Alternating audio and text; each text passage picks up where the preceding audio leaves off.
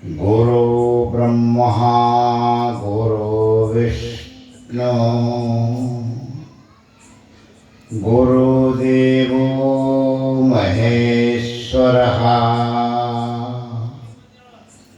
ಗುರು ಸಾಕ್ಷಾತ್ ಪರಬ್ರಹ್ಮ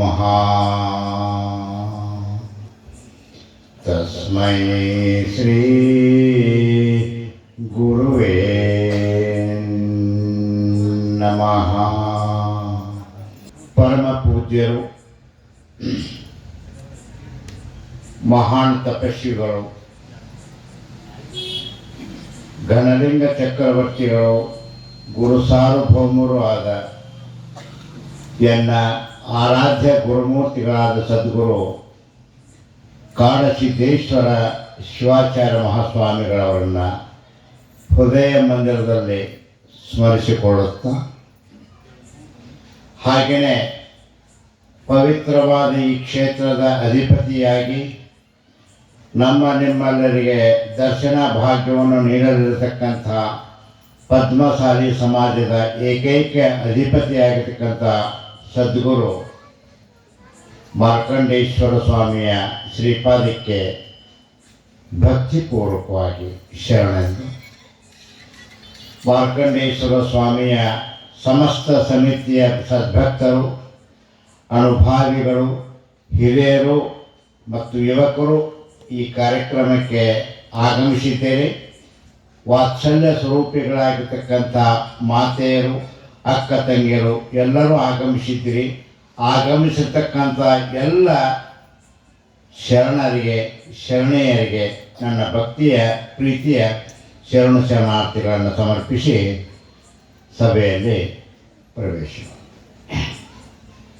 ಪದ್ಮಶಾಲಿ ಸಮಾಜದ ಸಮಸ್ತ ಗುರುಗಳು, ಹಿರಿಯರು, ಮಾತೆಯರು, ಸಮಸ್ತ ನಿಮ್ಮ ಧರ್ಮದ ಹೋಗೊಟ್ಟು ಬಂದಿರತಕ್ಕಂಥ ಎಲ್ಲರಿಗೂ ಒಂದು ಸಂತೋಷದ ಸುದ್ದಿ ಏನು ಅಂದ್ರೆ, ಈ ವರ್ಷ ಮಾರ್ಕಂಡೇಶ್ವರ ಸ್ವಾಮಿಯ ಜಯಂತಿಯ ಉತ್ಸವವನ್ನು ಸಮಾಜದ ಎಲ್ಲ ಬಾಂಧವರು ಕೂಡಿಕೊಂಡು ಕೊರಳಿನಿಂದ ಕೂಡಿಕೊಂಡು ಒಟ್ಟಾಗಿ ಒಗ್ಗಟ್ಟಿನಿಂದ ಒಪ್ಪಿಕೊಂಡು ಸ್ವಾಮಿಯ ಒಂದು ಜಯಂತಿ ಕಾರ್ಯಕ್ರಮವನ್ನು ಮಾಡಬೇಕು ಅಂತೇನು ನಿರ್ಧಾರ ಮಾಡಿರಿ. ಇದು ಬಹಳ ಸ್ವಾಗತ. ಯಾಕಂದ್ರೆ ಸಣ್ಣ ಸಮಾಜ, ಬಡ ಸಮಾಜ ಅಂತ ನೀವು ತಿಳ್ಕೊಂಡಿರಿ. ಬಡ ಸಮಾಜ ಅಲ್ಲ, ಬಡ ಸಮಾಜ. ಬಡ ಸಮಾಜ, ದೊಡ್ಡ ಸಮಾಜ. ದೊಡ್ಡ ಸಮಾಜದವರು ಮಾಡಲಾರಂಥ ಕಾರ್ಯಕ್ರಮವನ್ನು ನೀವು ಚಿಕ್ಕ ಸಮಾಜದವ್ರು ಮಾಡ್ತಿರಪ್ಪ ಅಂದರೆ ಇದು ಬಡ ಸಮಾಜ ಅಲ್ಲ, ಬಡ ಸಮಾಜ ಇದೆ.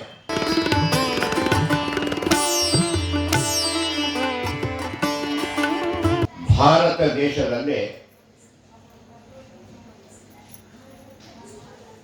ಯಾವ ದಿಕ್ಕಿಗಾದರೂ ನೀವು ಸಂಚಾರ ಮಾಡಿ, ಶರಣ ಯಾವುದೇ ಊರಿಗೆ ನೀವು ಪ್ರಯಾಣ ಮಾಡಿ, ಒಟ್ಟ ಸಮಸ್ತ ಭಾರತ ದೇಶದ ತುಂಬೆಲ್ಲ ತಿರುಗಿದ್ರು ಕೂಡ ಆಯಾ ಧರ್ಮಕ್ಕೆ, ಆಯಾ ಜಾತಿಗೆ ಅವರಿಗೆ ಸಂಬಂಧಪಟ್ಟಂಥ ದೇವಸ್ಥಾನಗಳು ಇವತ್ತು ತೆರೆದೋರ್ತಾವೆ. ಬೇಕಾದ ಧೋರಣೆ ಯಾವುದೇ ಸಮಾಜದಲ್ಲಿ ಬೇಕಾದಲ್ಲಿ ಅಲ್ಲಿ ಒಂದು ದೇವಸ್ಥಾನ ಇದ್ದೇ ಇರ್ತದೆ. ದೇವಸ್ಥಾನ ಕಲ್ಲಿನದಾದರೂ ಸರಿ, ಅದ್ರ ಜೊತೆಗೆ ಮಣ್ಣು ಕೂಡಿದ್ರೂ ಸರಿ, ಅಲ್ಲೊಂದು ಕಟ್ಟಡ ಆಗುತ್ತೆ. ಈಗ ಸಿಮೆಂಟ್ ಬಂದವಪ್ಪ ಶರಣ, ಸಿಮೆಂಟ್ ಈಗ ಬಂದವು. 34 ವರ್ಷದ ಮೊದಲು ಎಲ್ಲಿದ್ದು ಗಾರಿ ಅಂತಿದ್ದು, ಗಚ್ಚು ಗಚ್ಚು ಗಚ್ಚು ಅಂತಿದ್ದು, ಗಚ್ಚು ಕಲ್ಲು ಮಣ್ಣುಗಳಿಂದ ಕೂಡಿರ್ತಕ್ಕಂಥದ್ದೇ ಇರಲಿ ದೇವಸ್ಥಾನ. ಕಲ್ಲು, ಇಟ್ಟಂಗಿ, ಕಬ್ಬಿಣಗಳಿಂದ ಕೂಡಿದ್ದಾಗಿರ್ತಕ್ಕಂಥದ್ದೂ ಇರಲಿ. ಇವತ್ತಿನ ಆಧುನಿಕ ಯುಗದಲ್ಲಿ RCC ಬಿಲ್ಡಿಂಗ್ ಬಂದವ್ರಿ, ಅವರ ಇರಲಿ. ಒಟ್ಟಾರೆ ಯಾವುದೇ ದೇವಸ್ಥಾನ ತಯಾರಾದರೂ ಕೂಡ ಆ ದೇವಸ್ಥಾನದೊಳಗ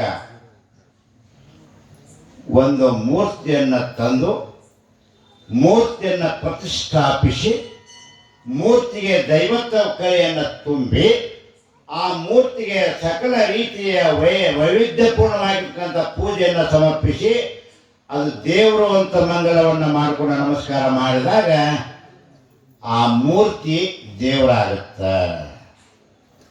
ಬೇಕಾದ ಗುಡಿಗಳು, ಬೇಕಾದ ದೇವಸ್ಥಾನದಾಗ ಒಂದು ಮೂರ್ತಿ ಇರ್ತೈತಿ ತಾಯಿ,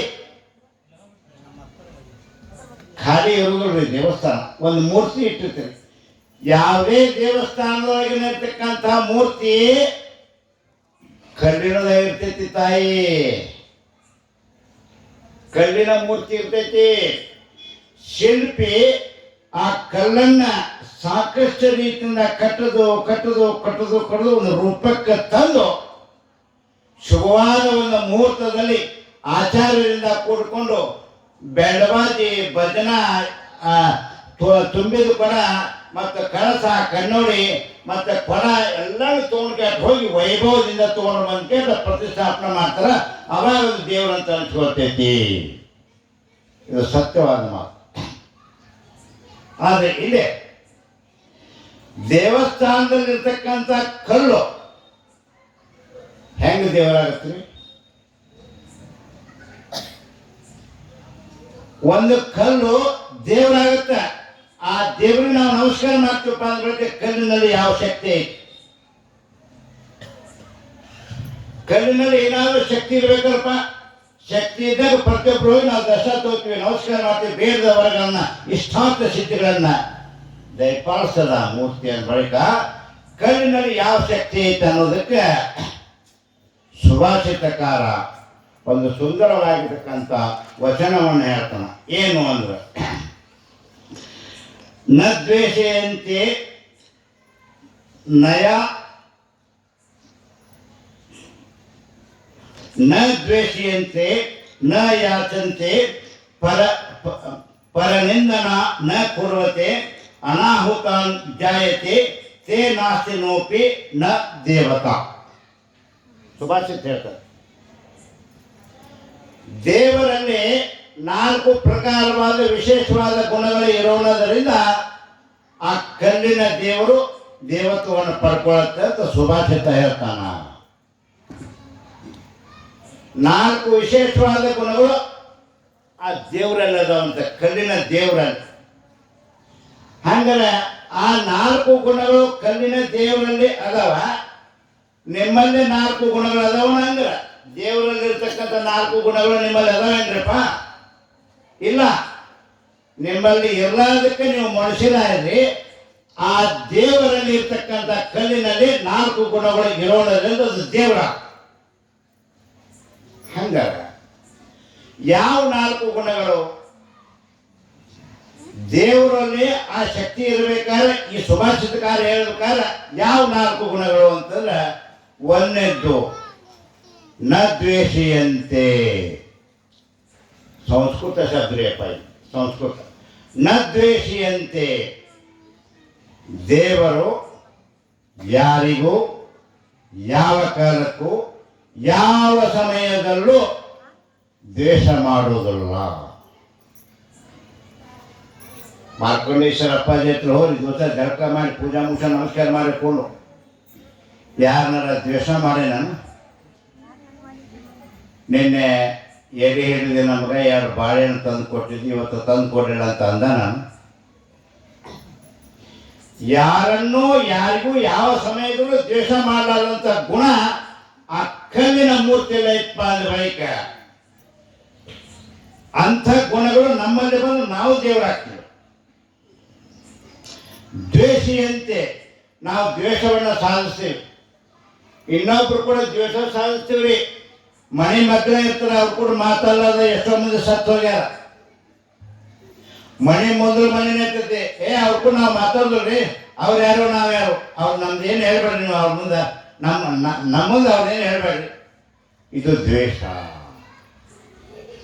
ಈ ದ್ವೇಷ ಗುಣಗಳು ದೇವರಲ್ಲಿ ಇಲ್ಲ. ಆ ದೇವರಲ್ಲಿ ಇರ್ತಕ್ಕಂಥ ದೇವರ ಗುಡಿಯಲ್ಲಿ ದೇವಸ್ಥಾನದಲ್ಲಿ ಒಂದೇ ಮೂರ್ತಿನೂ ಇರ್ಬೋದು, 10 ಮೂರ್ತಿಗಳು ಇರ್ಬೋದಲ್ಲೇ ಅದಾವ. ಒಂದೊಂದು ದೇವಸ್ಥಾನದಲ್ಲಿ ಒಂದು 7-8 ಮೂರ್ತಿ ಅದಾವ. ನಾನು ನೋಡಿ ನಿಮಗೆ ಉದಾಹರಣೆ ಹೇಳ್ಬೇಕಂದ್ರೆ ನಮ್ಮ ಸಾಲೇಶ್ವರ ಗುಡಿ ಹತ್ರ ವೀರಭದ್ರ ದೇವರ ಗುಡಿ ಬರ್ರಿ ನಾಳೆ. ಅಲ್ಲಿ 5 ದೇವರದವ್ರು ಇರ್ತಾಯಿ. 5 ದೇವರು ಅದಾವ. ಒಂದನೇದ್ದು ಶಿವಲಿಂಗ ಐತಿ ದೊಡ್ಡದು ಮಧ್ಯದಲ್ಲಿ. ಎರಡನೇದ್ದು ಅದ್ರ ಹಿಂದೆ ಗ್ವಾಡಿ ಮ್ಯಾಗ ಮಾರದೊಳಗೆ ಅಲ್ಲೊಂದು ಸಣ್ಣ ಲಿಂಗ ಐತಿ. ಮುಂದೆ ನಂದೀಶ್ವರ ಬಸವಣ್ಣನ ಮೂರ್ತಿ ಐತಿ. ಮಗ್ಗಲ ವೀರಭದ್ರ ದೇವರು ಎದ್ದು ನಿಂತ. ಪಕ್ಕದಲ್ಲಿ ಹಂಪಮ್ಮ ತಾಯಿ ಅದ ಸತ್ಯ. ಇವು ಏನ ಕಟ್ಟುಕತೆಗಳಲ್ಲ, ಇದು ಸತ್ಯ. ಈ 5 ದೇವರುಗಳು ದೇವಸ್ಥಾನದಲ್ಲಿದ್ದರೂ ಕೂಡ ಒಂದಕ್ಕೊಂದು ದ್ವೇಷ ಮಾಡ್ಯಾವನ್ರಿ ಅವು ದೇವರು. ವೀರಭದ್ರ ದೇವರು ಮಗ್ಲಿದ್ದಂಥ ಶಿವಲಿಂಗ ಕೇಳ್ತಾನ, ಏ ಶಿವಪ್ಪ, ನೀ ಅಲ್ಲೇ ಕೊಂದ್ರು ನಾ ಹೆಂಗೆ ನಿಂತು ನೋಡು, ಜನರು ಬಂದು ನನಗೆ ನಮಸ್ಕಾರ ಮಾಡ್ತಾನ, ನಾನ ದೊಡ್ಡವ ಅಂದ. ವೀರಭದ್ರ ದೇವರು ಮಕ್ಕಳೊಂದು ಗ್ವಾಡ್ಯಾಗ ಒಂದು ಮಾಡ ಇತ್ತು, ಮಾದ ಒಂದು ಲಿಂಗು ಇತ್ತು ಇಷ್ಟ. ಅದು ಹೇಳ್ತೈತಿ, ವೀರಭದ್ರ ದೇವರ ನೀವೆಲ್ಲರೂ ಎದ್ದು ನಿಂತಿರ್ಬೇಕು, ಆ ಪ್ರದಕ್ಷಿಣೆ ಹಾಕ್ಕೊಂಡ್ ನಂದ ನಮಸ್ಕಾರ ಮಾಡ್ತಾರಂತ. ಅದೇನ ದ್ವೇಷ ಸಾಹಸೈತಾನೆ ವೀರಭದ್ರ ದೇವ್ರಿಗೆ ಇಲ್ಲ. ಮಗಳು ನಿಂತಾರ ಅಮ್ಮ, ಇಷ್ಟ ಎತ್ತರ ಐತಿ. ಹಂಪಮ್ಮ ತಾಯಿ ಮೂರ್ತಿ ಐತಿ. ಹಂಪಮ್ಮ ತಾಯಿ ನೀವು ಹೆಂಗಾರ ಮಾಡಿ ಏನು ಮಾಡಿ ನನ್ನ ಪೋತಕ್ಕೆ ನಾ ಇಟ್ಟನಪ್ಪ ಅಂತ ಸ್ವಂತ ಹಂಗ ದೇವರಲ್ಲಿರ್ತಕ್ಕಂಥ ದೇವರು ಎಷ್ಟೇ ಇದ್ದು ಕೂಡ ಶಾಂತ ಸ್ವರೂಪದಿಂದ ಶಾಂತ ಮನಸ್ಸನ್ನಾಗಿ ಇನ್ನೊಬ್ಬರಿಗೆ ದ್ವೇಷ ಮಾಡೋದು ತಮ್ಮಷ್ಟಕ್ಕೆ ತಾವಾದವಲ್ಲ, ಅದು ಆ ಗುಣಗಳಿಗೆ ಇರೋಣದಿಂದ ದೇವರಾದ. ಆ ಗುಣಗಳು ನಿಮಗದವ. ನಾವು ದ್ವೇಷ ಮಾಡ್ತೀವ್ರಿ, ನಮ್ಮ ಮನೆ ಊಟ ನಾವು ಉಣ್ತೀವಿ,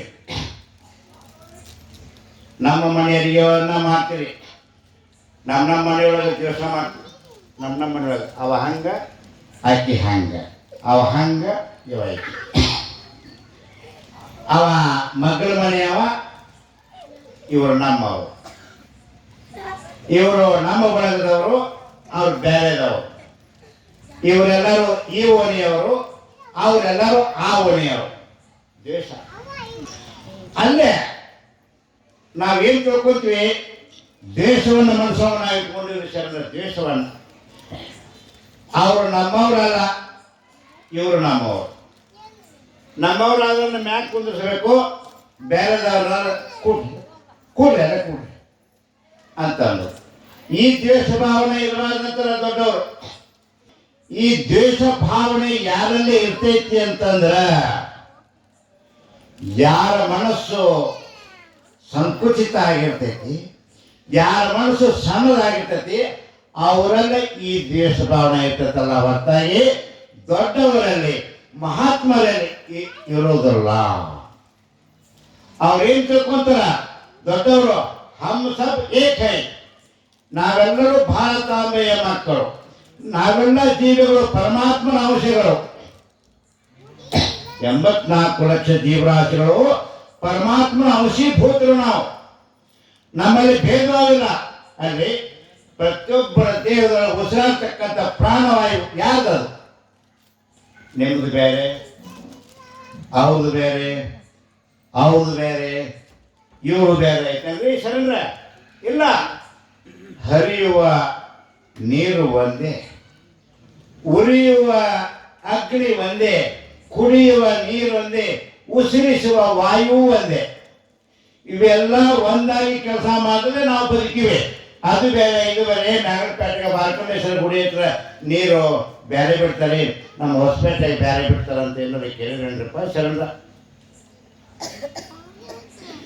ಈ ಪೇಟೆಗ ಅಗ್ನಿ ಉರಿ ಬೇರೆ ಹತ್ತತ್ತ, ಹಸಿರು ಒಂದು ಹತ್ತತ್ತ, ನಮ್ಮ ಪೇಟೆಗೆ ಹಳದಿ ಹತ್ತತ್ತ ಅಂತಿದ್ರು.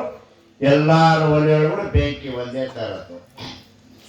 ಹರಿತಕ್ಕಂಥ ನೀರು ಎಲ್ಲ ಒಂದೇ, ಬೀಸ್ತಕ್ಕಂಥ ಗಾಳಿ ಎಲ್ಲ ಒಂದೇ, ಎಲ್ಲರೂ ಒಂದೇ ಇರುವಾಗ ಭೇದ ಭಾವ ನಮ್ಮಲ್ಲಿ ಇರಬಾರ್ದು, ಇಂಥ ದ್ವೇಷ ಗುಣ ಇರಬಾರ್ದು ಅಂತ ದೊಡ್ಡವ್ರ ಹೇಳ್ತಾರಲ್ಲ.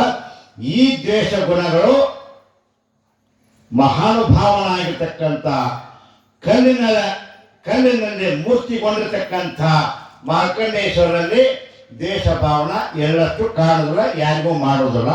ಈ ಕಾರಣಗಳಿಂದ ಅವ ದೇವರಾಗ್ತಾನ, ನಾವು ಮನುಷ್ಯರಾಗ್ತೀವಿ.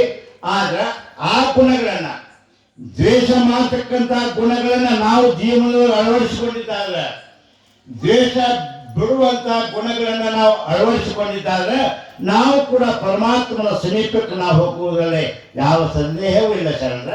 ಅದಕ್ಕೆ ಪರಮಾತ್ಮನಲ್ಲಿ ಒಂದೇ ಗುಣ ಏನು? ನ ದ್ವೇಷಿಯಂತೆ. ಪರಮಾತ್ಮ ಯಾರಿಗೂ ಯಾವ ಕಾಲಕ್ಕೂ ಯಾವ ಸಮಯದಲ್ಲೂ ಯಾರಿಗೂ ಕೂಡ ದ್ವೇಷ ಮಾಡುವುದಲ್ಲ ಅನ್ನುವಂಥ ಕಾರಣ ಶಿಲೆಯ ನಮ್ಮ ಬುದ್ಧಿ ಮಾತು ಹೇಳ್ತೈತಿ, ಕಲ್ಲು ದೇವರು ಹೇಳ್ತೈತಿ. ಎರಡನೇದು, ಒಂದನೇದ್ದು ನ ದ್ವೇಷಿಯಂತೆ ನ ಯಾಚಂತೆ. ಎರಡನೇ ಗುಣ, ಕಲ್ಲಿನಲ್ಲಿ ಇರ್ತಕ್ಕಂಥ ಎರಡನೇ ವಿಶೇಷ ಗುಣ ನ ಯಾಚಂತೆ. ಆ ಕಲ್ಲು ಮೂರ್ತಿ ದೇವರು ಯಾರನ್ನು ಯಾವ ಕಾಲಕ್ಕೂ ಏನನ್ನು ಕೇಳುವುದಿಲ್ಲ. ಯಾಕ ಮಾರ್ಕಂಡೇಶ್ವರ ಕೇಳೋಣ ಏನು?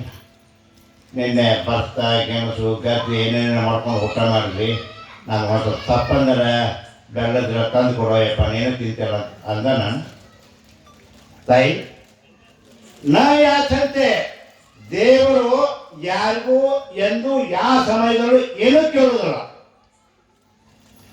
ಅದಕ್ಕವ ಏನೂ ಕೇಳಲಾರ್ದಕ್ಕವ ದೇವರಾದ, ಕೇಳಿ ಕೇಳಿ ನಾವು ಮನುಷ್ಯರಾದ. ಜಗತ್ತಿನೊಳಗೆ ಯಾರು ಕೇಳ್ತಾರ ಅಂತಂದ್ರೆ ಬಡವರು ಕೇಳ್ತಾರ ಅಂತ ನೀವಂತೀರಿ, ಇಲ್ಲ. ಜಗತ್ತಿನೊಳಗೆ ಯಾರಿಗೆ ಶ್ರೀಮಂತರು ಅಂತೀರಿ, ಯಾರಿಗೆ ಬಡವರು ಅಂತೀರಿ ಶರಣ? ನೀವು ರೊಕ್ಕ ಇದ್ದಾವ ಶ್ರೀಮಂತ, ರೊಕ್ಕ ಇಲ್ಲದ ಬಡವತ್ ನೀವು ಅಂತೀರೇನು?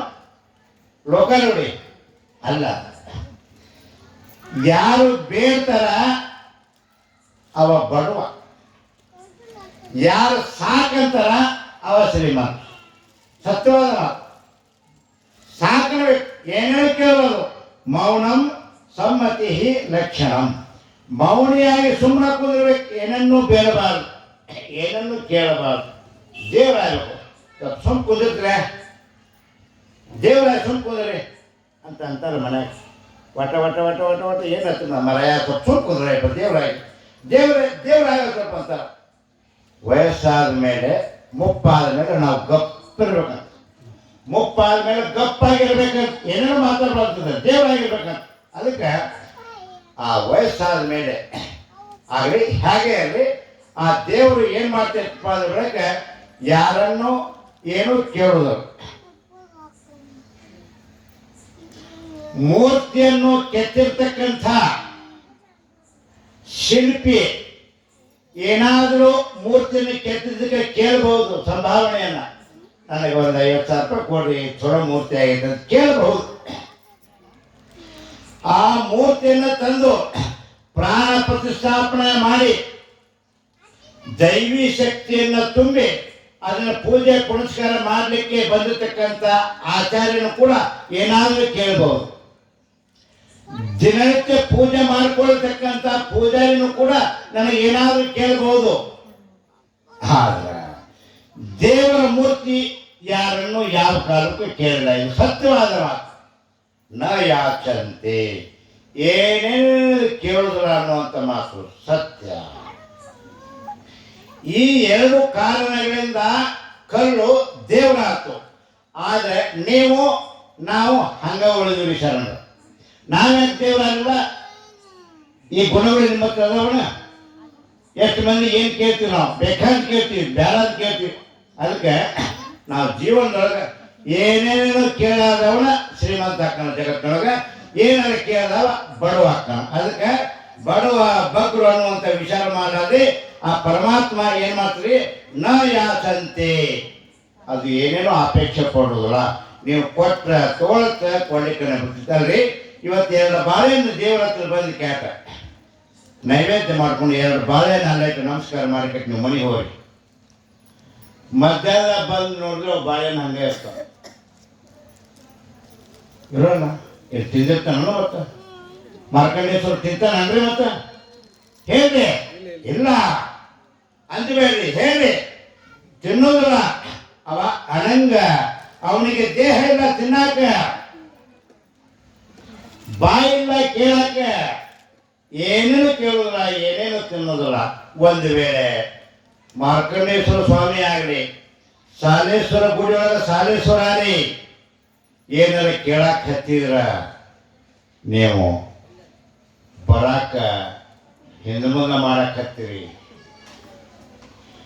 ದೇವ್ರು ಏನಾರ ನಿಮ್ಮನ್ನ ಕೇಳಾಕತ್ತಿದ್ರೆ ಬರೋ ಜನ ಕಡಿಮೆ ಹಾಕಿರಿ ಶರಣರ, ಅವ ಕೇಳೋದಂತ ನೀವು ಬರ್ತೀರಿ. ಅಲ್ಲ ಬನಶಂಕರ ಜಾತ್ರೆ ಆಗಿ 15 ದಿವಸ ಎಷ್ಟು ಮಂದಿ ಲಕ್ಷಗಟ್ಟಲೆ ಜನ ಹೋಗ್ತಾರ, ಬರ್ತಾರ, ಕಾಯಿ ಕರ್ಪಾರ, ಒಳಸೋತಾರ. ಯಾರು ಕಾಯಿ ಒಡಿಸಿದ್ರು ಬಿಟ್ಟರು ಏನು ಮಾಡಿದ್ರು ಕೂಡ ಮಹಾತಾಯಿ ಜಗದಲ್ಲಿ ಸರ್ವೇಶ್ವರಿ ಬನಶಂಕರಿ ಸರ್ವೇ ಜನ ಸುಖಿನೋ ಭವ. ಎಲ್ಲರೂ ಒಳ್ಳೆಯವರಾದ ಕೇಳ್ತಾರಲ್ಲ, ಹೊರತಾಗಿ ಯಾರು ನೀ ಕಾಯಿ ಒಡಿಸಿಯ, ನೀ ಬಿಟ್ಟಿಯ ಏನಾರ ಕೇಳ. ನೀವು ಜರ ಆಕೆ ಕೇಳಕ್ಕೆ ಹತ್ತಿದ್ರೆ ನೀವು ಕೊಟ್ಕೊಂತ ಬಂದ್ರೆ ಇಷ್ಟು ಜನ ಹೋಗಿದ್ರು ಅಂತ ಹೇಳಿದ್ರೆ, ನೀವು ಆಕೆ ಕೇಳಿದ್ರೆ ನೀವು ಕೊಡಕತ್ತಿ ಏನು ತುಸ್ಕೊಡ್ತೀರಿ ನೀವು? 1 ದಿವಸ 2 ದಿವಸ ಮನಸ್ಸೇ ಬಿಟ್ಬಿಡು ಮರ, ಏನಾಗಲ್ಲ. ಕಾಲು ಪ್ರಾಟ ಪುನಃ ಕಿರಿಕಿ. ಆ ತಾಯಿಯ ಪರಮಾತ್ಮ ಏನು ಕೇಳುವುದಂತ ನಾವು ಗುಡಿ ಕಡೆ ಹೋಗ್ತೀವಿ, ದರ್ಶನ ತಗೋತೀವಿ, ಬರ್ತೀವಿ, ನೈವೇದ್ಯ ಮಾಡ್ತೀವಿ. ದೇವ್ರು ಕೇಳಕ್ಕೆ ಹತ್ತಿದ್ರೆ ನಾವು ಅಲ್ಲಿ ಹೋಗೋ ಸಂಖ್ಯೆ ಭಾಳ ಕಡಿಮೆ ಆಗ್ತಿತ್ತು ಅಂತ ತಿಳ್ಕೊಂಡು, ಕಲ್ಲು ದೇವರು ದೇವರ ಬೇಕಾದ್ರೆ ಎರಡನೇ ವಿಶಿಷ್ಟವಾಗಿರ್ತಕ್ಕಂಥ ಶಕ್ತಿ ಐತಿ. ನ ಯಾತಂತೆ, ದೇವ್ರು ಏನು ಕೇಳೋದಿಲ್ಲ. ಒಂದನೇದ್ದು ನ ದ್ವೇಷಿಯಂತೆ, ಎರಡನೇದ್ದು ನ ಯಾತಂತೆ, ಮೂರನೇದ್ದು ಪರನಿಂದನ ನ ಕುರ್ವತೆ. ಇದು ಬಹಳ ಲಕ್ಷ ಕೊಡಬೇಕು. ಪರನಿಂದನ ನ ಕುರ್ವತೆ, ದೇವರು ಯಾರನ್ನು ಯಾವ ಕಾಲಕ್ಕೂ ಯಾವ ಸಮಯದಲ್ಲೂ ನಿಂದನೆ ಮಾಡುವುದಿಲ್ಲ. ದೇವ್ರ ನಿಂದ ಮಾಡ್ತಾನೆ ಯಾರಿಗೆ ಬೇಕಾದ ದೇವಸ್ಥಾನದ ಹೋಗಿ ದೇವ್ರು ತಂಪೋತಿರ್ತಾವ, ಸಂಕೋತಿ ಬಿಟ್ಟಿರ್ತಾವ. ಒಬ್ರಿಗೊಬ್ರು ದ್ವೇಷ ಮಾಡೋಲ್ಲ, ಒಬ್ರಿಗೊಬ್ರು ಕಚ್ಚಾಡಲ್ಲ, ಒಬ್ಬೊಬ್ರು ತಿಳಿದಿಲ್ಲ. ನಾವುಂಡೆ ನೀವುಂಡೇನು, ನೀವುಂಡೆ ನಾವುಂಡೇನು, ಅವ ಇನ್ನ ಬಂದಿಲ್ಲ, ಏನೇನಿಲ್ಲ. ದೇವರು ದೇವರಾಗಿ ಸುಮ್ಮನೆ ಇರ್ತೈತೆ ಅಂತ ತಿಳ್ಕೊಂಡು ದೈವ ಶಕ್ತಿ ಅದಕ್ಕೆ ಭಗವಂತ ಕೊಟ್ಟಿದ್ದಾನೆ. ನ ಪರನಿಂದನ ನ ಕುರ್ವತೆ. ನಾವು ಮನುಷ್ಯರಾಗಿರ್ತಕ್ಕಂಥವ್ರು ಏನು ಮಾಡ್ತೀವಪ್ಪ ಅಂದ್ರೆ ಬಳಿಕ ನಿಂದನೆಯನ್ನು ಮಾಡ್ತೀವಿ, ಇನ್ನೊಬ್ಬರನ್ನ ಆಡ್ಕೊತೀವಿ. ಶರಣ ದೇವರು ಒಂದೇ ಗುಡಿಯೊಳಗೆ ಎಷ್ಟೇ ದೇವರು ಇರಲಿ, ಅವು ಒಬ್ರಿಗೊಬ್ರು ನಿಂದ ಮಾಡುವ ದೇವರು. ನೀ ಸಣ್ಣವದಿ, ನೀ ದೊಡ್ಡವದಿ, ನೀ ಮ್ಯಾಕ್ ಕುಂತಿ, ನೀ ತೆಳಗದಿ, ಉದ್ಕದಿ, ಯಾವ ದೇವರು ಎಷ್ಟೇ ಇದ್ರೂ ಕೂಡ ಒಂದಕ್ಕೊಂದು ದೇವರು ನಿಂದ ಮಾಡೋದಿಲ್ಲ, ದ್ವೇಷ ಮಾಡೋದಿಲ್ಲ, ಯಾರು ಕೇಳೋದಿಲ್ಲ. ತುಂಬ ತಮ್ಮ ಪುಸ್ತಕದವ ದೇವ್ರ ಇರ್ತಾವ ಗುಡಿಯಾಗ. ಪರನಿಂದನ ನ ಕೊಡುವತೆ. ದೇವರು ಒಬ್ಬರನ್ನು ಆಡಿಕೊಡೋದಿಲ್ಲ, ಒಬ್ಬರನ್ನು ನಿಂದ ಮಾಡೋದಿಲ್ಲ. ನಿಂದ ಮಾಡ್ಕೊಳ್ಳೋರು ನಾವೇ ಶರಣರ. ನಮ್ಮ ಮನೆ ಊಟ ಉಣ್ತೀವಿ, ನಮ್ಮ ಮನೆ ಹೆಣ್ಮಕ್ಳು ಮಾಡಿದರಿಗೆ ಉಣ್ತೀವಿ, ನಮ್ಮ ಮನೆಯಾಗ ಊಟ ಮಾಡ್ಕೊಂಡು ನಮ್ಮ ಮನೆ ಕಟ್ಟಿ ಮ್ಯಾಗ ಬಂದು ಕುಂತ್ಕೊಂಡು ಮಾತಾಡ್ತೀವಿ, ಇನ್ನೊಬ್ಬರನ್ನ ಆಡ್ಕೋತೀವಿ. ಇದು ಬೇಕಾಗಿತ್ತ? ನಮ್ಮ ಮನೆ ಊಟ ಉಂಡು ನಮ್ಮ ಮನೆ ಮುಂದೆ ಕಟ್ಟಿ ಮ್ಯಾಗ ಕುಂತು ಕಾಗಿ ಕರ್ಗೆ ಗುಬ್ಬಿ ಬೆಳಗ, ಅವ ಹಂಗ ಇವ ಹಿಂಗ, ಅಕ್ಕಿ ಹಂಗ ಈಕಿ ಹಿಂಗ ಅಂತ ಇನ್ನೊಬ್ಬರನ್ನ ಆಡ್ಕೋತ ನಾವು ಕುಂದ್ರು. ಇದು ಸತ್ಯ. ಈ ತಪ್ಪು ದಾರಿ ಮನುಷ್ಯರಾಗಿರ್ತಕ್ಕಂಥವ್ರು ನಾವು ಮಾಡ್ತೀವಲ್ಲ, ಹೊರತಾಗಿ ದೇವತ್ವವನ್ನು ಪಡ್ಕೊಂಡಿರ್ತಕ್ಕಂಥ ಆ ಕಲ್ಲು ದೇವರು ಎಂದೂ ಯಾರಿಗೂ ಮಾಡಿಲ್ಲ. ಪರನಿಂದ ನ ಕುರ್ವತೆ, ಎಂದೆಂದು ಮಾಡಿಲ್ಲ. ನಿಂದೇನು ಮಾಡಬಾರ್ದು, ಯಾರು ನಿಂದ ಮಾಡಬಾರ್ದು. ಏನು ಕೆಲಸ ನಿಂದ ಮಾಡಕ್ಕ? ಅದಕ್ಕೆ ನಿಜಗುಣ ಶಿವಿಗಳು ಒಂದು ಮಾತು ಹೇಳ್ತಾರೆ, ದುರಿತದೋಳು ಅಧಿಕವಾಗುವುದು ಪರನಿಂದೆ. ಯಪ್ಪ ಚಂದ್ರ, ಇಂಥ ಮಾತುಗಳು ಕೇಳ್ತಕ್ಕಂಥ ಭಾಗ್ಯ ನಿಮ್ಮದಾಗಿದೆ. ದುರಿತದೋಳು ಅಧಿಕವಾಗುವುದು ಪರನಿಂದೆ. ಜಗತ್ತಿನೊಳಗೆ ಎಷ್ಟು ಪಾಪಗಳದಾವ, ಎಲ್ಲ ಪಾಪಗಳಕ್ಕಿಂತಲೂ ಅಧಿಕವಾದಂಥದ್ದು, ಹೆಚ್ಚಿಂದು ದೊಡ್ಡದು ಪಾಪ ಯಾವುದಂದ್ರೆ ಪರನಿಂದೆ. ಬರ್ಕೋರಿ ಒಂದು ಜೀವನ. ನೀವೆಲ್ಲ ಇವುಗಳನ್ನ ಇಟ್ಕೊಂಡ್ರೆ ನಿಮ್ಮ ಸನ್ಮಾರ್ಗಕ್ಕೆ ಬರ್ತೀರಿ. ನೀವು ಸನ್ಮಾರ್ಗಕ್ಕೆ ಬರ್ತೀರಿ. ಒಂದೊಂದು ಗುಣಗಳನ್ನ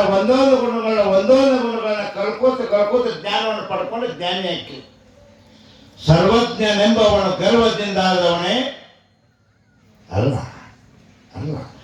ಸರ್ವರೊಳು ಒಂದೊಂದು ವಿದ್ಯೆಯ ಕಲಿತು ವಿದ್ಯೆಯ ಪರ್ವತವೇ ಆದು ಸರ್ವಜ್ಞ. ಕೈ ಇದ್ರೆ ಚಪ್ಪಿ ಬಡ್ರಿ, ನಾವೊಬ್ಬನ ಏನ್ ಮಾಡ್ತೀವಿ. ಸರ್ವಜ್ಞನೆಂಬವನು ಗರ್ವದಿಂದ ಆದವನೇ ಅಲ್ಲ ಅಲ್ಲ. ಸರ್ವರೊಳು ಒಂದೊಂದು ವಿದ್ಯೆಯ ಕಲಿತು ವಿದ್ಯೆಯ ಪರ್ವತವೇ ಆದು ಸರ್ವಜ್ಞ. ಆಹಾ, ಎಂಥ ಮಾತು. ಸರ್ವಜ್ಞ ಎಲ್ಲ ಕಡೆ ಲೋಕ ಸಂಚಾರ ಮಾಡಿ ಮಾಡಿ ಮಾಡಿ ಮಾಡಿ ಎಲ್ಲರ ಒಡನಾಟದೊಳಗೆ ಬೆರೆತುಕೊಂಡು ಉಂಡು ಕೊಂಡು ಕೇಳಿ ಮತ್ತೆ ಎಲ್ಲ ಮಾಡ್ಕೊಂಡು ದೊಡ್ಡ ನೈಪುಣ್ಯತೆಯನ್ನು ಪಡ್ಕೊಂಡು ಲೋಕ ಪೂಜನಾಗಿತ್ತು ಸರ್ವಜ್ಞ ಆದ. ಓದ್ಕೋಬೇಕು, ಅಧ್ಯಯನಗಳನ್ನು ಓದ್ಕೋಬೇಕು, ತಿಳ್ಕೋಬೇಕು, ಇಟ್ಕೊಂಡು ದೇಶ ಸಂಚಾರ ಮಾಡಬೇಕು ಅಂದ್ರೆ ನಿಮಗೆ ಜ್ಞಾನ ಪ್ರಾಪ್ತಿ. ಇಲ್ಲೇ ಕೈ ಕಟ್ಕೊಂಡು ಕೂತ ಜನ್ಮ ಸಾಧ್ಯ ಆಗಿದೆ. ಇಲ್ಲೇ ನಾವೇನು ಮಾಡ್ತೀವಿ, ಇನ್ನೊಬ್ಬರನ್ನ ಆಡ್ಕೊಳ್ಳೋಕೆ ಶುರು ಮಾಡ್ತೀವಿ. ಅವ ಹಂಗಾಕಿ ಇದು ಅಲ್ಲ. ಅದಕ್ಕೆ ದುರಿತದೋಳು ಅಧಿಕವಾಗುವುದು ಪರನಿಂದೆ. ಒಬ್ಬರನ್ನ ಆಡ್ಕೊಳ್ಳುವಂಥದ್ದು ಪಾಪ ಜಗತ್ತಿನೊಳಗೆ ಯಾವುದೂ ಅಲ್ಲ, ಅದೇ ದೊಡ್ಡ ಪಾಪ. ಆಡ್ಕೋಬೇಡಿ ಅಂದದ್ದು ಯಾಕೆ ಕೆಲಸ? ಇನ್ನೊಬ್ಬರು ನೀವು ಆಡ್ಕೋತೀರಿ. ಆಡ್ಕೋಬೇಕಾತಂದ್ರ ಆಡ್ಕೋಬೇಕಾದ್ರೆ ಅವರಲ್ಲಿರ್ತಕ್ಕಂಥ ಕೆಟ್ಟ ಗುಣಗಳನ್ನ ಆಡ್ಕೋತೀರಿ ನೀವು. ಅವರಲ್ಲಿ ಇರ್ತಕ್ಕಂಥ ಕೆಟ್ಟ ಗುಣಗಳನ್ನ ಆಡ್ಕೋತೀರಿ. ಆದ್ರೆ ಅವರಲ್ಲಿ ಇರ್ತಕ್ಕಂಥ ಒಳ್ಳೆಯ ಗುಣಗಳನ್ನು ನೀವು ಆಡ್ಕೊಳ್ಳೋದಿಲ್ಲ. ಹೆಣ್ಮಕ್ಳಾಗಲಿ ಗಂಡ್ಮಕ್ಳಾಗಲಿ ಆಡ್ಕೊಳ್ಳುವಂತ ರೂಢಿ. ಕಟ್ಟಿನ ಮ್ಯಾಗ ನಮ್ಮ ಊಟ ಉಣ್ಕೊಂಡು ಇನ್ನೊಬ್ಬನ ಆಡ್ಕೋತೀವಿ. ಆಡ್ಕೋಬೇಡಿ. ಆಡ್ಕೊಳ್ಳೋದು ಏನಾಗತ್ತೆ ಅಂತಂದ್ರೆ ದೊಡ್ಡವ್ರು ಹೇಳ್ತಾರ, ಕೆಟ್ಟದನ್ನ ಅರಿಸ್ಕೊಂಡು ನಾವು ಮಾಡಿದ್ರಿಂದ ಅವ್ರು ಮಾಡಿರ್ತಕ್ಕಂಥ ಪಾಪವನ್ನು ನಾವು ಆಡ್ಕೊಂಡ್ರೆ ಆ ಪಾಪದೊಳಗೆ ಭಾಗ ನಾವು ತಗೋಬೇಕಾಗತ್ತೆ. ಎಷ್ಟು ಮಂದಿ ಐತೆ ನೋಡ್ರಿ. ಅವ್ರು ಯಾರನ್ನೋ ಒಬ್ರು ಆಡ್ಕೋತೀರಿ, ಯಾವ ಹಂಗ್ರಿ ಹಿಂಗ್ರಿ ಹಂಗ್ ಮಾಡಿದ ಹಿಂಗ್ ಮಾಡಿದ ಏನೋ ಕೆಟ್ಟ ಕೆಲಸಗಳನ್ನ ಆಡ್ಕೋತೀರಿ. ಆಡ್ಕೊಂಡ್ರೆ ಅವರು ಮಾಡಿರ್ತಕ್ಕಂಥ ಪಾಪ ಕರ್ಮಾದಿಗಳ ಭಾಗ ಪುಕ್ಕಟೆಯಾಗಿ ನಿಮಗೂ ಬರ್ತೈತೆ ಅಂತ ಬೇಕಾ ನಿಮ್ಗೆ? ಅದಕ್ಕೆ ಹೇಳ್ತಾರಲ್ಲ, ಮಾಡಿದವ್ರ ಪಾಪ ಗೊತ್ತೈತು, ಮಾಡಿದವ್ರ ಪಾಪ ಆಡಿದವ್ರ ಬಾಯ ತಾಯಿ. ಇದು ಸತ್ಯ. ಅಂದ್ರೆ ಪಾಪ ಮಾಡೋದು ಬಿಡ್ರಿ, ಪಾಪಿಗಳನ್ನ ನೀವು ಆಡ್ಕೋಬೇಡ ಅನ್ನೋಂಥ ಮಾತು ಸತ್ಯವಾಗಿರ್ತಕ್ಕಂಥ ಮಾತು. ಈ ಕ್ರಿಯೆ, ಈ ಸದ್ಭಾವ ಕಲ್ಲಿನ ಮೂರ್ತಿಯಲ್ಲಿರ್ತೈತಿ. ಪರನಿಂದನ ನ ಕುರ್ವತಿ, ಯಾರನ್ನೂ ಆ ದೇವರು ಆಡಿಕೊಳ್ಳೋದಲ್ಲ. ಇನ್ನ ನೀವು ಶಾಸ್ತ್ರಿಗಳ ನಮಗೆ ಆಡ್ಕೊಳ್ಳಿಕ್ಕಂದ್ರೆ ಟೈಮ ಪಾಸ್ ಆಗೋದಿಲ್ರಿ, ಏನು ಮಾಡಲಿ ಅಂತ ಅನುಭವ. ಆಡ್ಕೋತೀರ? ಒಂದು ಉಪಾಯ ಹೇಳ್ತೀನಿ, ಆಡ್ಕೊಳ್ಳಿ. ಯಾರನ್ನೇ ನೀವು ಆಡ್ಕೊಳ್ಳಿ, ಅವರಲ್ಲಿರ್ತಕ್ಕಂಥ ಕೆಟ್ಟ ಗುಣಗಳನ್ನ ಬಿಟ್ಟು ಒಳ್ಳೆಯ ಗುಣಗಳನ್ನ ಆಡ್ಕೊಳ್ರಿ. ಅವರಲ್ಲಿರ್ತಕ್ಕಂಥ ದುರ್ಗುಣಗಳನ್ನ ಬಿಟ್ಟು ಒಳ್ಳೆಯ ಗುಣಗಳನ್ನ ಹಾಡಿ ಹರಿಸ್ರಿ. ಅಂದ್ರೆ ಅವರು ಮಾಡಿರ್ತಕ್ಕಂಥ ಪುಣ್ಯದಲ್ಲಿ ನಿಮಗೆ ಪುಕ್ಕಟಾಗಿ ಪುಣ್ಯ ನಿಮಗೆ ಡೆಪ್ಯೂಟ್ ಆಗತ್ತ, ಹರಿದು ಬರ್ತದ. ಇದು ಬೇಕು ಅದು ಬೇಕಪ್ಪ ಶರಣ, ಇದ ಬೇಕು. ಆಗ ಪ್ರಪಂಚದೊಳಗ ಎಲ್ಲ ಕೆಟ್ಟ ಗುಣಗಳೇ ಇರ್ತಕ್ಕಂಥವ್ರು ಹುಟ್ಟಿಲ್ಲ. ಪ್ರಪಂಚದೊಳಗ ಎಲ್ಲ ಒಳ್ಳೆಯ ಗುಣಗಳೇ ಇದ್ದವ್ರು ಹುಟ್ಟಿಲ್ಲ. ಅವರಲ್ಲಿ ಕೆಲವೊಂದು ದೋಷಗಳನ್ನು ಕಾಣಬಹುದು, ಇವರಲ್ಲಿ ಕೆಲವೊಂದು ದೋಷಗಳನ್ನು ಕಾಣಬಹುದು. ಇದು ಸತ್ಯವಾಗಿರ್ತಕ್ಕಂಥ ಮಾತು. ನೀವು ಆಡ್ಕೊಳ್ಳದೆ ಆದ್ರೆ ಅವರಲ್ಲಿ ಇರ್ತಕ್ಕಂಥ ಕೆಟ್ಟ ಗುಣಗಳನ್ನು ಆಡ್ಕೋಬೇಡಿ ಶರಣ. ಒಳ್ಳೆಯ ಗುಣಗಳನ್ನು ಆಡ್ಕೊಳ್ಳಿ. ಅನಾಯಾಸವಾಗಿ ಅವರು ಮಾಡತಕ್ಕಂಥ ಪುಣ್ಯ ನಿಮಗೆ ಹರಿದು ಬರ್ತೈತಿ. ಪಾಪವನ್ನು ಕಟ್ಕೋಬೇಡಿ ಅಂತ ಈ ಶ್ಲೋಕ 3ನೇದು ಹೇಳ್ತದ. ಪರನಿಂದನ ನ ಕುರ್ವತೆ. ಈ ಗುಣಗಳು 3ನೇ ಗುಣಗಳು ಆ ಕಲ್ಲಿನೊಳಗೈತಿ. ಅದಕ್ಕೆ ಅದು ದೇವರು ಅನಿಸಿಕೊಂತು. ಒಂದನೇದ್ದು ನ ದ್ವೇಷಿಯಂತೆ ನ ಯಾಚಂತೆ ಪರನಿಂದನ ನ ಕುರ್ವತೆ. ಕೊನೆಯದಾಗಿ ಅನಾಹುತ ನ ಜಾಯತೆ. ಕೊನೆ ದೇವರು ಕರೆಯದೇ ಬರುವುದಿಲ್ಲ. ಕರೆಯಲಾದ ಬರ್ತಾನ ದೇವರು. ಪರಮಾತ್ಮ ಕರೆಯಲಾದ ಬರುವುದಿಲ್ಲ. ತಾಯಿ ಕರೆಯಲಾದ ಬರುವುದಿಲ್ಲ. ಏನ್ರಿ ಇದು ಅರ್ಥ? ಒಂದು ಉದಾಹರಣೆ, ಮಾರ್ಕಂಡೇಶ್ವರ ಗುಡಿ ಕಟ್ಟಿರಪ್ಪ, ಎಷ್ಟು ವರ್ಷ ಆಯ್ತು ಪ್ರತಿಷ್ಠಾಪನೆ ಮಾಡಿರಿ ಏನೋ ಗೊತ್ತೈತೆ ನೀವು? ಅಕಸ್ಮಾತ್ ಯಾರು ಹಿರಿಯರಿರ್ತಾವ. ಮಾರ್ಕಂಡೇಶ್ವರ ದೇವರ ಮೂರ್ತಿಯನ್ನು ಪ್ರತಿಷ್ಠಾಪನೆ ಮಾಡಿ ಎಷ್ಟು ವರ್ಷ ಆದ್ರಿ ಅಪ್ಪಾಜಿ ಹೇಳ್ರಿ? 30-35 ಇರ್ ಸಂತೋಷ. ಭವ್ಯವಾದ ದಿವ್ಯವಾದ ಮಾರ್ಕಂಡೇಶ್ವರ ಗುಡಿ ನಿರ್ಮಾಣ ಮಾಡಿರಿ. ಮುಕ್ತಾಯ ಸಮೀಪಕ್ಕೆ ಬಂದಂಗೆಲ್ಲ 4-6 ಮಂದಿ ಪ್ರಬುದ್ಧ ಹಿರಿಯರು ಅನುಭಾವಿಗಳು ಕೂಡಿಕೊಂಡು ಇಲ್ಲಿ ಸುಂದರವಾಗಿರ್ತಕ್ಕಂಥ ಮಾರ್ಕಂಡೇಶ್ವರ ಮೂರ್ತಿಯನ್ನ ಯಾರು ಶಿಲ್ಪಿ ಚಲೋ ಕಟ್ಟಿತಾನ ಅವನ ಹತ್ರ ಹೋಗಿ ಅವನ ಕಣ್ಣೆರೆದು ಹಿಂಗ ಇಷ್ಟು ಫೂಟ್ ಉದ್ದ, ಇಷ್ಟು ಫೂಟ್ ಅಗಲ, ಈ ರೀತಿ ಇರಬೇಕು ಮಾರ್ಕಂಡೇಶ್ವರ ಮೂರ್ತಿ ಸುಂದರವಾಗಿ ದೈವತ್ವ ಕಡೆ ಬರುವಂತಹ ಮೂರ್ತಿ ಕೆತ್ತಪ್ಪ ಅಂತಂದಾಗ ಅವ ಕೆತ್ತಾನ್ರಿ. 4 ತಿಂಗಳು 5 ತಿಂಗಳು 1 ವರ್ಷ 2 ವರ್ಷ ಕೆತ್ತಾನ. ಒಳ್ಳೆ ರೀತಿಯಿಂದ ಕೆತ್ತಿದ ಮೇಲೆ ನಿಮಗೆ ಹೇಳ್ತಾನ ಮೂರ್ತಿ ರೆಡಿ ಆಗೈತಿ, ನೀವು ಬಂದು ತೊಗೊಂಡು ಹೋಗ್ರಿ ಅಂತ. ಅದನ್ನ ಎಷ್ಟೋ ದಿವಸ ಅಕ್ಕಿ ಒಳಗೆ ನೀರೊಳಗೆ ಏನೇನು ಪದ್ಧತಿ ಮಾಡಬೇಕು ಎಲ್ಲ ರೆಡಿ ಮಾಡಿರಿ, ನಾವು ಬರ್ತೀವಿ ಅಂತ ಹೇಳ್ತೀವಿ. ನೀವು ಜಾರಿ ಹೊಂಡಿಸ್ತೀರಿ. ಮಾರ್ಕಂಡೇಶ್ವರ ಸಮಾಜದ ಎಲ್ಲ ಭಕ್ತರಲ್ಲಿ ಪ್ರೀತಿಯಿಂದ ಕೆಳಕಡೆ ವಿನಂತಿ ಪೂರ್ವಕವಾಗಿ ಕೇಳಿಕೊಳ್ಳೋದೇನೆಂದ್ರೆ, ಗುಡಿ ದೇವಸ್ಥಾನ ತಯಾರಾಗದ ಇಂಥ ದಿವಸ ಮಾರ್ಕಂಡೇಶ್ವರ ಮೂರ್ತಿಯನ್ನು ವೈಭವದಿಂದ ತರಬೇಕು. ಎಲ್ಲ ತಾಯಂದಿರು ಹೊಸ ಸೀರೆ ಹೊಸ ಬಟ್ಟೆಗಳನ್ನು ಉಟ್ಟುಕೊಂಡು ಕುಂಭ ಮೇಳದೊಂದಿಗೆ ಇಂಥ ಸ್ಥಳಕ್ಕೆ ಬರಬೇಕು. ಅಲ್ಲಿಂದ ವೈಭವದಿಂದ ಬಾಜಾ ಭಜಂತ್ರಿ ಡೊಳ್ಳು ಭಜನಾದವರು ಎಲ್ಲರೂ ತೊಗೊಂಡು ವೈಭವದಿಂದ ಮಾರ್ಕಂಡೇಶ್ವರ ಮಹಾರಾಜ್ ಕಿ ಜೈ, ಹರ ಹರ ಮಹಾದೇವ, ಹರ ಹರ ಮಹಾದೇವ ಅಂತ ಜಯಕಾರ ಹಾಕೋತ ತಗೊಂಡು ಬರ್ತೇವೆ. ಇಲ್ಲ ಏನು ಒಬ್ಬರ ತರ್ತೀರಿ ಗಪ್ಸು ಒಂದು ಬಂಡ್ಯಾಗ ನಾನೆಲ್ಲ ಒಂದು ಬಂಡ್ಯಾಗ ಹೋಗ್ಕೊಂಡು ಹಾಲೆ ಇಲ್ಲ. ವೈಭವದಿಂದ ತಗೊಂಡು ಬಂದಾಗ ಮಾರ್ಕಂಡೇಶ್ವರ ನಿಮ್ಮ ಊರಿಗೆ ಬರ್ತಾನೆ, ನಿಮ್ಮ ದೇವಸ್ಥಾನಕ್ಕೆ ಬರ್ತಾನೆ ಶರಣ್ರ. ಇದು ಒಂದೇ ಅಲ್ಲ, ಪ್ರಾಚೀನ ಭಾರತದ ಸಮಸ್ತ ದೇವಸ್ಥಾನಗಳಲ್ಲಿ ಇದೇ ಪರಂಪರೆ. ಇವತ್ತಿಗೂ ಬೇಕಾದ ದೇವಸ್ಥಾನ ಅಲ್ಲೇ ಬರ್ತಾನ. ಕರೆಯದೇ ಬರೋದಿಲ್ಲ ಪರಮಾತ್ಮ, ಕರೆದಾಗ ಬರ್ತಾನ. ಬಂದು ಅಲ್ಲಿ ಪ್ರಾಣ ಪ್ರತಿಷ್ಠಾಪನೆಯನ್ನ ಆಚಾರ್ಯರಿಂದ ಮಾಡಿಸಿಕೊಂಡು ಪೂಜೆ ಪುನಸ್ಕಾರ ಮಾಡಿಕೊಂಡು ಆ ಮೂರ್ತಿಗೆ ದೈವಿ ಶಕ್ತಿಯನ್ನು ತುಂಬಿಕೊಂಡು ತಮ್ಮ ಪಾದವನ್ನು ಅದರ ತಲೆ ಮೇಲೆ ಇಟ್ಕೊಂಡು ದೈವಿ ಶಕ್ತಿ ಪಡ್ಕೊಂಡು ಹೊರ ಕೊಡ್ತಕ್ಕಂಥ ಸಮರ್ಥ ಶಕ್ತಿ ನೀನು ಪಡ್ಕೊಳಪ್ಪ ಅಂತಕೊಂಡು ಪೂಜೆ ಪುನಸ್ಕಾರ ಮಂಗಳವನ್ನು ಮಾಡಿಕೊಂಡು ಅವತ್ತಿಂದ ಮಾರ್ಕಂಡೇಶ್ವರ ದೇವರು ಇಲ್ಲಿ ಪ್ರತಿಷ್ಠಾಪನೆಗೊಂಡ ಅಂತ ತಿಳ್ಕೊಂಡು ಎಲ್ಲ ಸಮಾಜದ ಜನರು ಕೂಡ ಇಲ್ಲಿ ಪೂಜೆ ಮಾಡ್ಕೊಂಡು ಹೋಗ್ತಕ್ಕಂಥ ಪರಂಪರೆ ಪ್ರಾಚೀನ ಭಾರತದಿಂದ ಬಂದೈತೆ ಅನ್ನೋಂಥ ಮಾತು ಸತ್ಯ. ಇಲ್ಲಿಯವರೆಗೆ ದೇವರ ಬಗ್ಗೆ, ದೇವರಲ್ಲಿರ್ತಕ್ಕಂಥ 4 ವಿಶೇಷವಾದಂಥ ಗುಣಗಳನ್ನು ನೀವು ಅರ್ಥ ಮಾಡ್ಕೊತ ಬಂದ್ರಿ. ಕಲ್ಲು ದೇವರಾಗಬೇಕಾದ್ರೆ ದ್ವೇಷವನ್ನು ಮಾಡೋದಿಲ್ಲ, ಯಾರ ಜೊತೆ ಯಾರನ್ನು ಕೇಳೋದಿಲ್ಲ, ಯಾರು ಕೂಡ ಪರಸ್ಪರ ನಿಂದೆಯನ್ನು ಮಾಡೋದಿಲ್ಲ. 4ನೇದಾಗಿ ಕರೆ ಎದೆ ಬರೋದಿಲ್ಲ. ಈ 4 ಗುಣಗಳು ಇರೋದ್ರಿಂದ ಕಲ್ಲು ದೇವರ. ನಾವು 4 ಗುಣಗಳು ನಮ್ಮಲ್ಲಿದ್ದು ನಾವು ದೇವರಾಗ್ತೀವಿ ತಾಯಿ. ಕೆಲವೊಮ್ಮೆ ಬಲ್ಲವರಿಂದ ಕಲಿತು ಕೆಲವೊಮ್ಮೆ ಶಾಸ್ತ್ರಗಳಿಂದ ಕೇಳ್ತಂ ಒಬ್ಬ ಮನುಷ್ಯ ಪರಿಪೂರ್ಣ ಆಗ್ಬೇಕಾರೆ ಶಾಸ್ತ್ರಗಳನ್ನ ಅಧ್ಯಯನ ಮಾಡಿ ಅಥವಾ ಒಳ್ಳೆಯ ಅನುಭವದ ಅಮೃತ ವಾಣಿಗಳನ್ನು ಕೇಳಿ ಅದ ಮನುಷ್ಯ ಪರಿಪೂರ್ಣ ಆಗ್ತಾನೆ. ಏನೂ ಇಲ್ಲ ಅಂದ್ರೆ ನಿಮ್ಗೆ ಏನೂ ಸಾಧಲಿಕ್ಕೆ ಸಾಧ್ಯ. ಎಣಿತು ಕಾಲ ಕಲ್ಲು ನೀರೊಳಗಿದ್ದರೇನು ನೆನೆದು ಮೃದುವಾಗ ಬರಲುದೇ ಅಯ್ಯ. ಏನ್ ಬೇಕಿರ್ತಾರೆ ನಿಮ್ಗೆ? ಯಾಕಂದ್ರೆ ಹೊಳತ್ರ ಅನುಭವ ಐತಿ. ಎಣಿತು ಕಾಲ ಕಲ್ಲು ನೀರೊಳಗಿದ್ದರೇನೋ.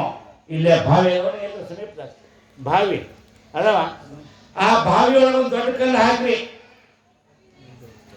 ಒಂದು 5 ವರ್ಷ 10 ವರ್ಷ ಬಿಡ್ರಿ. 5-10 ವರ್ಷ ಆಗಿಲ್ಲ ಆ ಕಲ್ಲು ಹಾಕಿರ್ತಲ್ಲ ತೆಗಿರಿ ಮ್ಯಾಗ 10 ವರ್ಷ 10 ರೂಪಾಯಿ ನೀರು ಹಾಕಿ ತೆಗಿಯಂತ ಅನ್ಕೊಂಡ ಅದು ಮಾಡಿದ್ರೆ ಹೀಗೆ ಮಾಡಿದ್ರೆ ಅದು ಪುಳ ಅನ್ನತ್ತನ ಗೋಧಿ ಹಿಟ್ಟಿನಾಗ ಮೆತ್ತಗೆ ಇಲ್ಲ ಕಲ್ಲು ಕಲ್ಲ. ಹಂಗ ನೀವು ಕಠಿಣ ಹೃದಯಗಳಾಗಿರ್ತಕ್ಕಂಥ ಇವರು ನೀವು ಕಲ್ಲು ಮನಸ್ಸಿನವರಾಗಿರಿ. ಎಷ್ಟು ದಿವಸ ಬದುಕಿದ್ರೆ ಏನಪ್ಪ ಶರಣರ?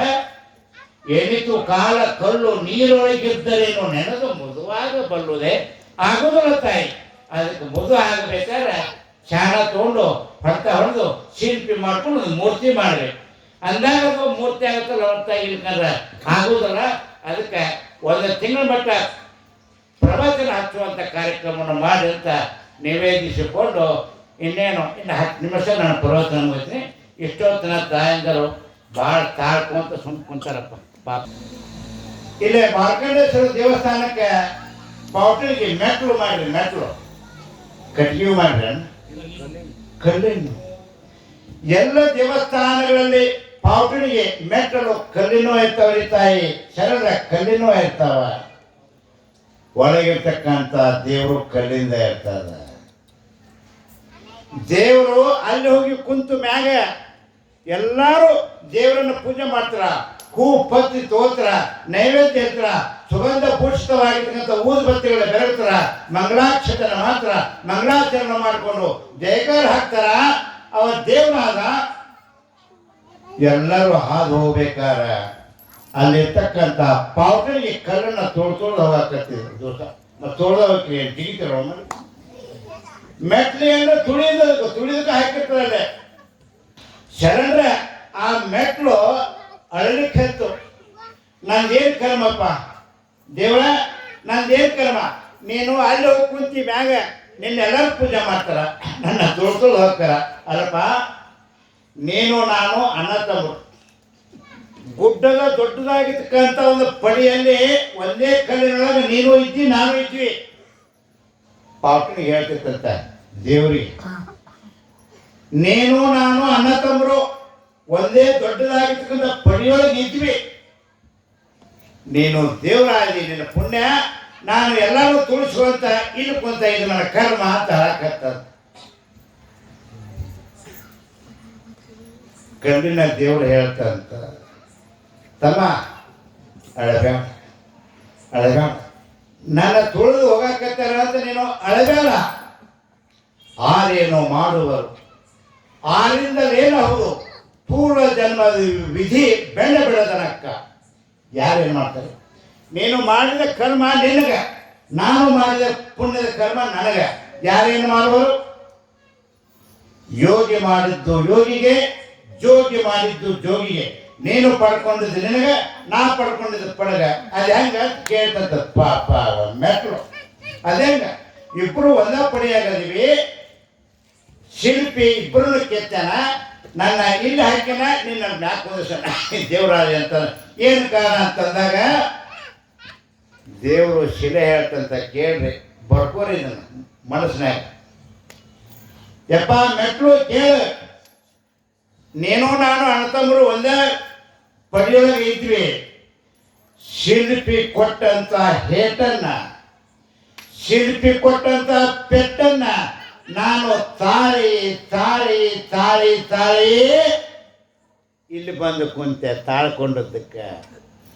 ಅದೇ ಶಿಲ್ಪಿ ನಿನಗೂ ಕೂಡ ಪೆಟ್ಟನ್ನು ಕೊಡುವಾಗ ನೀನು ಪೆಟ್ಟನ್ನು ಸಹಿಸ್ಕೊಳ್ಳಾದ್ರೆ ಸೀಳ್ಬಿಟ್ಟು ಒಡೆದು ಬಿಟ್ಟು, ಒಡೆದಕ್ಕೆ ನೀನು ಮೆಟ್ಲಾಗಿ, ಆ ಒಡೆದಾದಕ್ಕೆ ನಾನು ದೇವರಾದ ಅಂತ ಹೇಳ್ತಾರೆ.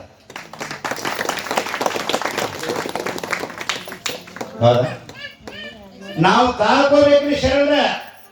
ಬದುಕಿನ ಉದ್ದಕ್ಕೂ ಸಹನ ಗುಣ, ಸಹಕಾರ, ತಾಳ್ಮೆ, ಸಮಾಧಾನ ಯಾರಲ್ಲಿ ಇರ್ತಾವ ಅವ್ರು ದೊಡ್ಡವರಾಗ್ತಾರ. ಯಾರು ತಾಳೋದಿಲ್ಲ, ಸಹಗುಣ ತಗೊಳ್ಳಲ್ಲ, ತಾಳ್ಮೆ ತಗೋದ್ರ ಅವ ಮನೆ ಬಿಟ್ಟಾರ ಓಡೋಕಣ, ಊರು ಬಿಟ್ಟಾರ ಓಡೋಕಣ, ಮಾಡ್ಕೊಂಡು ಹೆಂಡತಿ ಬಿಟ್ಟಾರ ಓಡೋಕಣ. ಅವು ತಾಳ್ಮೆನೇ ಇರಲ್ಲ. ಅದಕ್ಕೆ ತಾಳಿದವನು ಬಾಳೆಯಾನು, ತಾಯಿ ಕಠಿಣವಾದ ಮಾತುಗಳಿಂದ ಜನ್ಮಾಂತರಗಳ ಸಂಬಂಧಗಳು ಮುರಿದು ಬೀಳುತ್ತೇವೆ ಅಂತ ಹೇಳ್ತಾರೆ ಸುಭಾಷಿತಕಾರ. ನೀವು ಯಾರಿಗಾರೋ ಸ್ವಲ್ಪ ಬಿರುಸ ಮಾತಾಡ್ರಿ ಸರಳ, ಯಾರಿಗಾರೋ ಒಬ್ಬರಿಗೆ ಏನಾದರೂ ಸಿಟ್ಟಿನಿಂದ ಮಾತಾಡ್ರಿ ತಾಯಿ, ಜನ್ಮಾಂತರ ಸಂಬಂಧಗಳು ದೂರ ಆಗ್ಬಿಡ್ತಾವ, ಆ ಪ್ರೀತಿ ಕಳ್ಕೊಂಡ್ಬಿಡ್ತದೆ. ಅದಕ್ಕೆ ವಿನಯವೇ ಸದಾಶಿವನ ಒಲಿಮೆ. ವಿನಯದಿಂದ ಪ್ರೀತಿಯಿಂದ ಇವರು ನಮ್ಮವರು, ಇವರು ತಮ್ಮವರು ಅಂತ ಗೊತ್ತಿರ್ಬೇಕು. ಅದಕ್ಕೆ ಬಸವಣ್ಣರು ಹೇಳಿದ್ರ ಇವನಾರವ ಎಂದೆನಿಸದೆ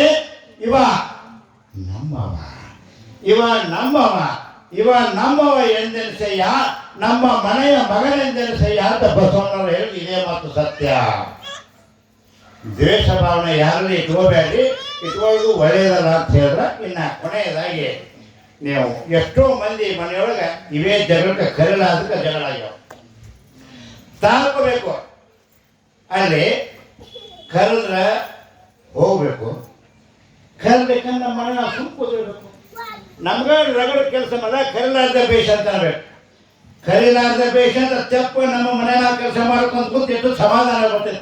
ಅದನ್ನ ಬಿಟ್ಕೊಂಡು ನಾವು ಕರೆದಿದ್ವಿ, ಅವ್ರು ಕರೆದಿಲ್ಲ, ಅಲ್ಲಿ ಸುರಾತ್ ಮತ್ತು ದ್ವೇಷ ಚಕಮಿಗೆ ಸುರ ಯಾರಿಗೆ ಬೇಕಾಗೈತಿದೆ ಹೊಟ್ಟೆಲ್ಲ ತಗೊಂಡು ಕೈಲಾದಷ್ಟು ಕೆಲಸ ಮಾಡ್ಕೊಂಡು ಕರೆದು ಹೋದಾತು, ಕರೆದು ದೇವರ ಹಾಕಿ ಸುಮ್ಮ ಕೂದೋದು ಚಲೋ ಅಲ್ಲ.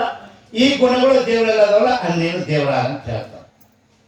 ತಾಳ್ಮೆ ತಗೋಬೇಕು, ಸಮಾಧಾನ ಇರಬೇಕು. ಈಗ ಹೆಣ್ಮಕ್ಳು ಲಗ್ನಕ್ಕೆ ಹೋಗಿರ್ತೀವಿ ಎಲ್ಲರೂ, ನಾವೆಲ್ಲರೂ ಹೋಗಿರ್ತೀವಿ ಲಗ್ನದೊಳಗೆ ಹೆಣ್ಮಕ್ಳಿಗೆ ತಾಳಿ ಕಟ್ತಾರ. ತಾಳಿ ಎಲ್ಲಿ ಕಟ್ತಾರಪ್ಪ? ಲಗ್ನ ಆಯ್ತ ನಿಮ್ಗೆ ಆಯ್ತು, ನನಗೆ ಗೊತ್ತು ಆಯ್ತ. ತಾಳಿ ಎಲ್ಲಿ ಕಟ್ಟಿ ಕೊನೆಗೆ ತಾಳಿ ಮಾಂಗಲ್ಯವನ್ನು ಕಟ್ಟೇನ ಪುಣ್ಯಾತ್ಮ. ಅದರ ಸಂಕೇತ ಏನು ತಾಯಂದ್ರೆ? ಕೊರಳಿಗೆ ತಾಳಿಯನ್ನ ಕಟ್ಟಬೇಕಾದ ಸಂಕೇತ. What is that reason? ಏನದು? ಗಂಡನ ಮನೆಯೊಳಗ ಅತ್ತೆ ಮಾವರು ಹೇಗೆ ಇರಲಿ, ಅವರನ್ನ ನಿಂದ ಮಾಡಬೇಡ, ಅವ್ರನ್ನ ಇನ್ನೊಬ್ಬರು ಮನೆ ಮಕ್ಕಳ ಕೂತ್ಕೊಂಡ್ಬೇಕು ಆಡ್ಕೋಬೇಡ, ಅವ್ರನ್ನ ಅದು ಬೇಕು ಇದು ಬೇಕು ಅಂತ ಏನೂ ಕೇಳಬೇಡ. ದೇವರಲ್ಲಿರ್ತಕ್ಕಂಥ 4 ಗುಣಗಳನ್ನು ತಾಕಿ ತಾಳ್ಕೊಂಡು ಸಮಾಧಾನಕೊಂಡು ಇಲ್ಲಿ ಮಠ ತಾಳ್ಕೊಂತ ಹೋಗೋ ತಂಗಿ. ಕುತ್ತಿಗೆ ಮಠ ಕೊರಳ ಮಠ ಬಂದು ಕೂಡ ನೀವು ತಾಳ್ಕೊಂಡು ಹೋಗು. ತಾಯಿದವಳು ಬಾಯಿ ಯಾರು ಮುಂದೆ ಆಕೆ ಜೀವನದೊಳಗೆ ಮುಂದೆ ಹತ್ತಿ ಹಾಕಳ ಸಸ್ಯಾದಕ್ಕಿ ಸತ್ಯವಾದ. ಯಾರು ತಾತ್ರಿ ಸಸಿ ಇದ್ದವರು ಮುಂದೆ ನೀವೇ ಹತ್ತಿ ಹಾಕಿ.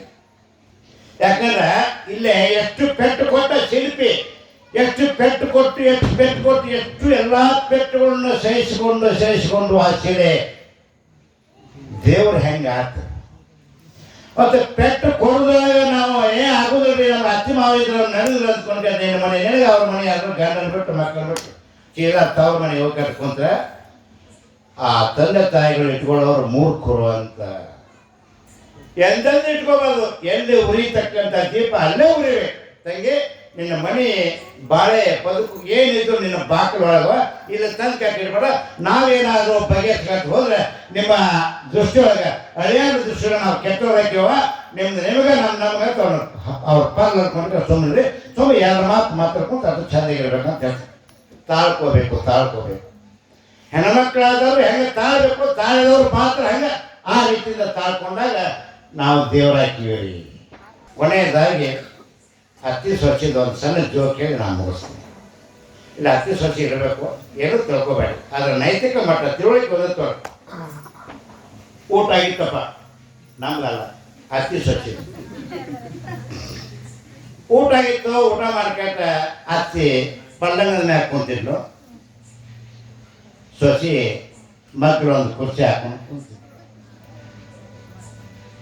ಸೊಸಿ 2 ಎಲೆ ಸುಣ್ಣ ಅಡಿಕೆ ಬಡೆ ಸೊಪ್ಪು ಕೊಬ್ಬರಿ ಯಾಲಕ್ಕಿ ಲವಂಗ ಎಲ್ಲ ಹಾಕ್ಕೊಂಡು ವೀಳ್ಯದಲ್ಲಿ ಹಾಕೊಂಡು ಅತ್ತಿ ಕೊಟ್ಟರು ಅತ್ತಿ ತಿನ್ನಾಕತ್ತಿದ್ರು ಪ್ರೀತಿಯಿಂದ ಅತಿ ಸತಿ ಬೇಯಿಸಿದ್ರು. ಆದರೆ ತಾಳ್ಮೆ ಗುಣ ಸಸಿಯೆಲ್ಲ ಭಾಳ ಅತ್ತಿಕ್ಕಿಂತ ಹೆಚ್ಚು ತಾಳ್ಮೆ ಇತ್ತು. ಅಂಥ ಶ್ರೇಷ್ಠವಾದಂಥ ಸಸಿ ಆ ಮನೆಗಿದ್ರು.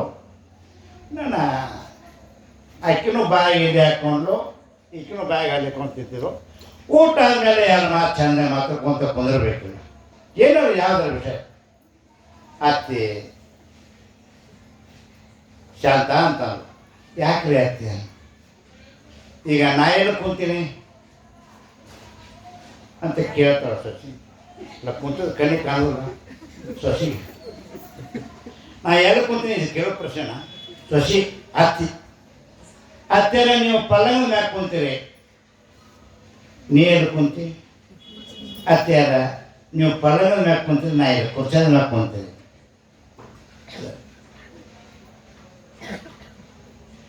ನಾನು ಎದ್ದು ಕುರ್ಚದ ಮ್ಯಾಗ ಕುಂತ ನೀ ಏನು ಕುಂದಿರ್ತಿ ಅಂತ ಕೇಳ್ತಾಳ ಅತ್ತೆಯಾರ. ನೀವೆದ್ದು ಕುರ್ಚದ ಮ್ಯಾಗ ಕುಂತ್ರೆ ನಾ ಹೆಂಗೆ ಪಲ್ಲಂಗ ಮ್ಯಾಗ ಕುಂದ್ರಕ್ಕಾಗತ್ತ? ನಾನು ಅಲ್ಲೇ ಒಂದು ಮನೆ ಹಾಕೊಂಡು ಕುಂದಿರ್ತೀನಿ ಅಂತ ಸೊಸೆ ಅಂತ. ತಾಳ್ಮೆ ಐತಕ್ಕೆ ಅಲ್ಲವ ಶಾಂತ.